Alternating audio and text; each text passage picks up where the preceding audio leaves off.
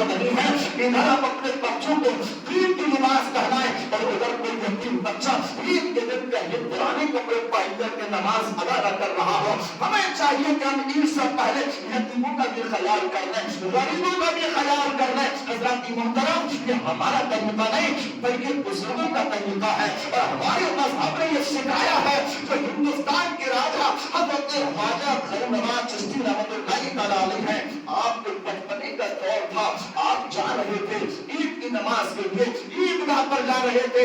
آپ نے کیا دیکھا, ایک بچہ ہے جو پرانے کپڑے پہنا ہے, آنکھوں میں آنسو ہے اور وہ بڑا اداس سا گھوم رہا ہے.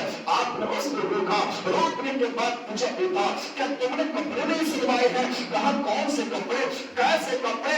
ارے میں کپڑوں کا لائق نہیں ہوں, میرا باپ ہوتا تو میں کپڑے سلوا لیتا, میری ماں ہوتی تو میرے کپڑے سلوا لیتا, میرے کپڑے سلوائے گا کون, میرے پہنائے گا کون, میں اس لائق نہیں ہوں. حضور خواجہ غریب نواز نے جب اتنا سنا تو اس بچے کا ہاتھ پکڑا, اور آپ کا بھی بچپنے کا دور تھا دوستوں, آپ اپنے گھر لے گئے. گھر لے جانے کے بعد اپنی والدہ محترمہ سے فرمایا, والدہ محترمہ اس بچے کو خوب نہلاؤ, اور اس کو خوب نہلانے کے بعد اس کے نئے کپڑے سلواؤ اور اس کو کپڑے پہناؤ. حضرات محترم, آپ نے اس کو کپڑے پہنائے, اور کپڑے پہنوانے کے بعد پھر ہاتھ میں ہاتھ دیا اور کہا کہ چل اب نماز کے لیے چلتے ہیں. آپ عیدگاہ نماز کے لیے عیدگاہ کی مسجد کی جانب چل دیے ہیں. اب وہ بچہ پکار پکار کر کہتا ہے, اے زمانے والوں دیکھو, انہوں نے مجھے کپڑے پہنائے ہیں, انہوں نے میرے لیے عید کا انتظام کیا ہے. حضرات محترم, آپ اچھے سے جانتے ہیں کہ اگر کسی غریب کی ہم نے خدمت کی,